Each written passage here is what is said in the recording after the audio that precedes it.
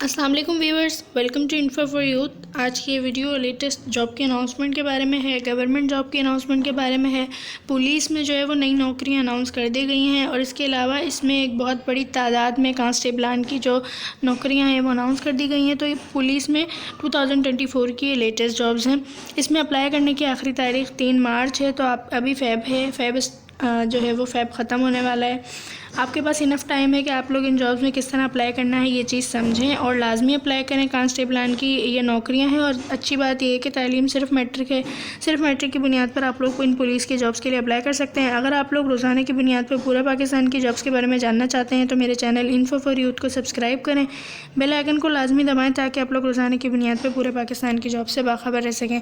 इसमें आप ही का फ़ायदा है। अगर आप सब्सक्राइब करेंगे तो आपको जो है वो रोज़ाना की बुनियाद पर नई जॉब्स के बारे में मालूमात होती रहेगी।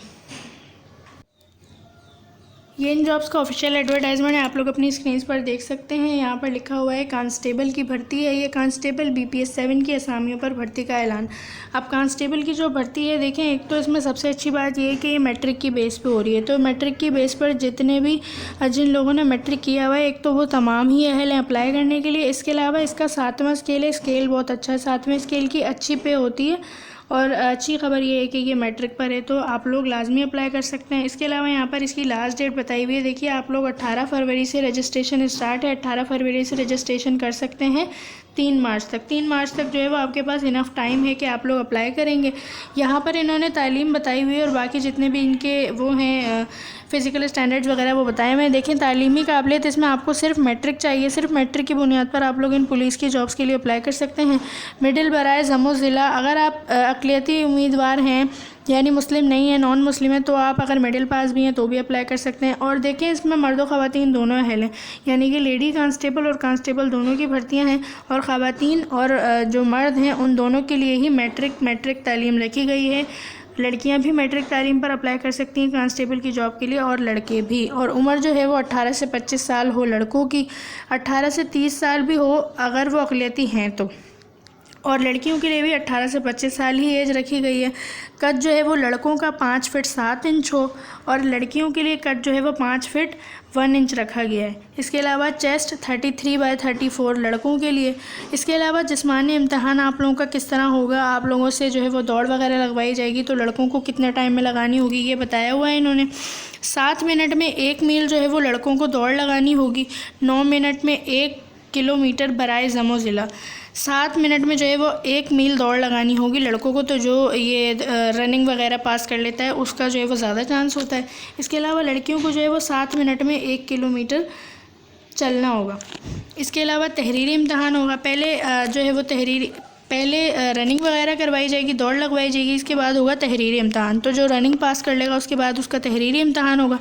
तहरीरी इम्तहान में जो है वो मैट्रिक लेवल इंग्लिश यानी कि मैट्रिक बेस जो है वो आपकी इंग्लिश आएगी। Matric base English, Urdu, general knowledge, इसके अलावा पाकिस्तान स्टडीज़, मुताला पाकिस्तान, इस्लामियात, इन सब से जो है वो सवाल आएंगे। तो इन सब की आप लोगों ने तैयारी करके जानी है कि इन सब के आप लोग जो है वो पढ़ कर जाएँ। मैट्रिक बेस ही सवाल आएंगे, इतने ज़्यादा मुश्किल नहीं होंगे और MCQ बेस सवाल होंगे जिसमें 4 ऑप्शंस दिए गए होंगे और उसमें से आपको किसी एक ठीक ऑप्शन पर निशान लगाना होगा। इसके अलावा इजाफ़ी नंबर जो है 4 इजाफ़ी नंबर इंटरमीडिएट वालों को 2 बैचलर्स डिग्री वालों को मिलेंगे। इसके अलावा 1 मास्टर डिग्री वालों को मिलेगा इजाफ़ी नंबर, जो अगर ज़्यादा पढ़े लिखे हैं तो।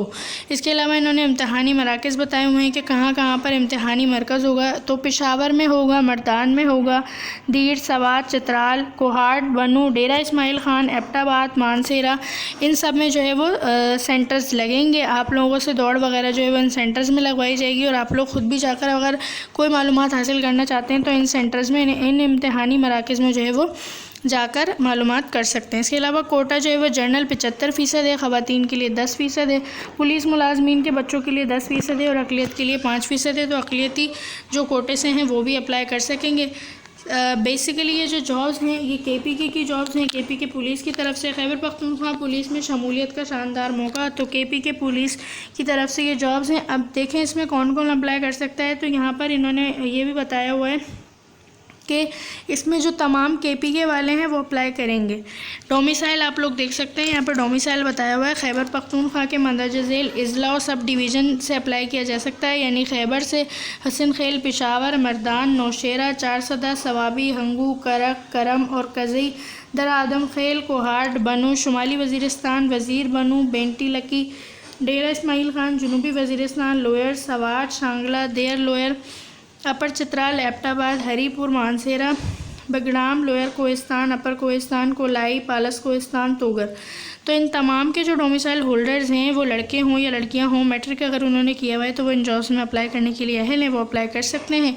इसके अलावा ज़म-ए-ज़िला की ख़वातीन और अक़लियती उम्मीदवार जो है उनको तरजीह दी जाएगी। अप्लाई आप लोगों ने जो है वो 3 मार्च तक करना होगा। 3 मार्च तक आप लोग अप्लाई कर सकते हैं। 18 साल से कम ना हो, 18 साल आपकी एज है तो आप अप्लाई करने के लिए अहल होंगे और आपको रियायत नहीं दी जाएगी। अगर आपका कद, उम्र सब ठीक होगा तो आपको जो है वो रखा जाएगा, वरना आपको जो है वो कद वगैरह में या उम्र में रियायत नहीं दी जाएगी। अब इन जॉब्स के लिए आप लोगों ने अप्लाई किस तरह करना होगा, तो देखें, सबसे पहले इन्होंने बताया हुआ है कि किसी भी असामी के लिए अप्लाई करने से पहले उम्मीदवार की ईटा प्रोफाइल में मौजूद शनाख्ती कार्ड की नादरा से तस्दीक लाजमी है। तस्दीक शुदा प्रोफाइल की दोबारा तस्दीक की ज़रूरत नहीं, यानी कि आप लोगों ने अपनी जो प्रोफाइल है वो तस्दीक करवानी है। अब देखें, यहाँ पर दरख्वास्त देने का तरीक़ेकार बताया हुआ है। ईटा की वेबसाइट पर अपनी प्रोफाइल बनाने के बाद और फ़ीस जमा करने से पहले नादरा ई सहूलत टोकन ईटा की वेबसाइट से प्रिंट करके किसी भी ई सहूलत फ्रेंचाइज बिमा अपने असली शनाख्ती कार्ड जाकर अपने शनाख्ती कार्ड नंबर की तस्दीक कराएं। तो सबसे पहले आपने क्या करना है कि www.eta.edu.pk इन्होंने ये वेबसाइट बताई हुई है, इस पर जाकर आप लोगों ने अपनी प्रोफाइल बनानी है। प्रोफाइल जैसे ही आप लोगों की बन जाएगी उसके बाद आपने क्या करना है कि नादरा ई सहूलत टोकन जो है ईटा की वेबसाइट से प्रिंट करना है। नादरा का ई सहूलत टोकन आपने ईटा की वेबसाइट पर आपको दिया गया होगा, वहाँ से आप प्रिंट करेंगे। प्रिंट करके किसी भी ई सहूलत फ्रेंचाइज जो है उस पर जाकर अपने असली शनाख्ती कार्ड नंबर की जो है वो तस्दीक कराएंगे, वेरिफिकेशन कराएंगे। इस तस्दीक के बगैर आप किसी भी असामी के लिए अप्लाई नहीं कर सकते हैं। तो अभी आपके पास इनफ टाइम है, आप अप्लाई करना चाहते हैं तो वेरिफिकेशन करा लें। इसके बाद आप लोगों को फ़ीस जमा करानी होगी। फ़ीस जमा कराने के लिए डिपॉजिट स्लिप जो है वो आपको वेबसाइट पे मिल जाएगी। आप लोग इजी पैसा, जैस कैश वगैरह के थ्रू 650 रुपये जमा करा सकते हैं, जो इनकी फ़ीस होगी। इसके अलावा आपको जो है वो SMS वगैरह के थ्रू बता दिया जाएगा और आपकी जो स्लिप होगी कि आपका टेस्ट जो है वो कहाँ पर होगा और कौन से दिन होगा, ये भी आपको वेबसाइट पर पता चल जाएगा। इसके अलावा SMS भी आ जाएगा। आप लोग रोज़ जाकर वेबसाइट देखेंगे तो आपको मज़ीद मालूमात का पता चल जाएगा। आप लोग और कोई मालूमात जानना चाहते हैं तो आप लोग ईटा की वेबसाइट से जान सकते हैं। होप कि आपको वीडियो अच्छी लगी होगी। चैनल को सब्सक्राइब करें रोज़ाना की बुनियाद पर जॉब्स के बारे में जानने के लिए। अल्लाह हाफ़िज़।